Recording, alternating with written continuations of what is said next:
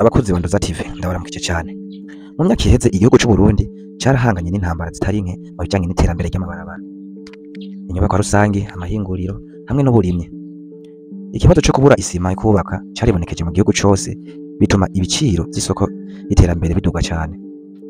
Ivyubakwa byaratevye, imigambi myinshi y'iterambere iradindira, ndetse benshi mu banyagihugu barahevye amafaranga atari make kugira bashobore kubaka inzu zabo, amashure, ibitaro hamwe n'izindi nyubako.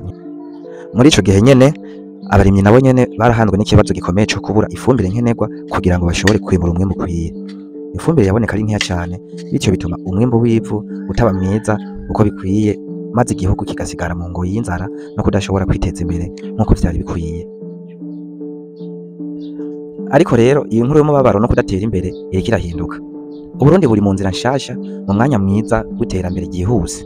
Hamwe n'iyubakwa ry'amahinguriro mashasha haraboneka icizere gishasha, icizere c'ahazaza heza h'u Burundi. Musosima ni ihinguriro ry'isima. Mu ntara ya Rutana, komine Bukemba, hariko harubakwa ihinguriro rishasha ry'isima ryitwa Musosima. Iri hinguriro ririko ryubakwa ku migambi myiza y'umugwizatunga w'umurundi Adrien Ntigacika, azwi ku izina ry'akarangamutima Ziranotse. Uyu mugwizatunga ntiyahagaze gusa ku ndoto, ariko yafashe ihinguriro yo kuyishira mu bikorwa. Yabonye uburyo igihugu ciwe kiriko gihura n'ihungabana ry'ubukene bw'isima, acafata intumbero yo gukemura ico kibazo.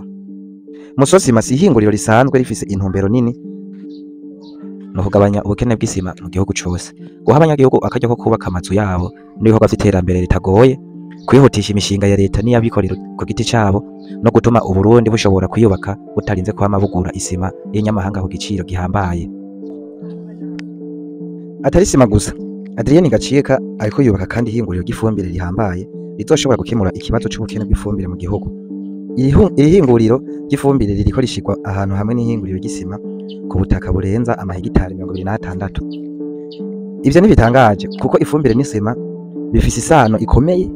Isima niyo yubaka inzu n'igihugu, ifumbire nayo ikabeshaho igihugu biciye mu mirima. Ibikorwa vyo kubaka ivyo bihinguriro bibiri biriko biragenda neza ku buryo vyitezwe kurangira mu mpera z'umwaka w'2025. Vyose biri gukorwa n'ubushobozi bwa cane, ubushake budasanzwe no gukunda igihugu ku rugero rwo hejuru. Iyo migambi izotuma benshi bungukira cane, abakozi, ihangiro no gutanga imirimo ku banyagihugu isinze, hakaba mu gihe ciyubakwa no mu gihe c'ikorwa ry'ibihinguriro. Ibi bizofasha cane mu kugabanya ubushomeri. Abubatse amazu, amashure, ibitaro, ibiro vya leta n'ibikorwa vy'iterambere rusangi bazoronka isima hafi ku giciro gikwiye kandi bidatevye.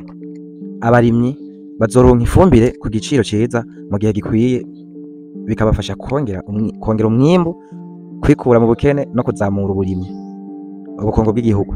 Uburundi buzotangura kwihaza mu bisata vya nkenerwa cane, butagikeneye gucungira cane ku bihugu vyo hanze. Ivyo bizotuma ifaranga ridashoka cane, bityo ubukungu bukiyubaka imbere mu gihugu. Iterambere rirama. Iyi migambi y'amahegitari menshi irerekana ingendo y'iterambere rirama, aho igihugu gishinga imizi ku nkomezi zaco bwite. Mu gihugu aho kenshi ubukene bwabaye ikibazo, aho kubaka inzu vyabaye inzozi kuri benshi, aho umurimyi yahora yibaza ko atacizere co gusakaza umwimbu, hari intambwe ikomeye. Iyo ntambwe ni Musosima hamwe n'ihinguriro ry'ifumbire riri mu bukorwa. Adrien Ntigacika Ziranotse abaye nk'umwe mu bazanye umuco mwiza w'iterambere n'isomo ryiza rigira riti: ubufise ubwira, umutima wo gukunda igihugu n'ubushobozi bushobora guhindura ibidashoboka bikaba ivy'ukuri. Amajambere nk'aya aradutera agateka ko kwizera ko Uburundi buriko burafata intambwe shasha, intambwe yo kwikukira mu vy'iterambere. Ni igihe ciza co gushigikira imigambi nk'iyi, n'igihe ciza co gutera uruhara muri aya mateka. Ndoza TV, aho amateka y'Uburundi ashimangirwa. Murakoze. Ntiwibagire gufyonda subscribe, like, share na comment kuri Ndoza TV kugira ngo amakuru mashasha azobe abageraho ku gihe. Ukaba ufise ico ubaza naho kubijanye n'iterambere ry'u Burundi, iciyumviro cawe gisige muri commentaire, Ndoza TV irakikwishura. Murakoze. Ciao ciao.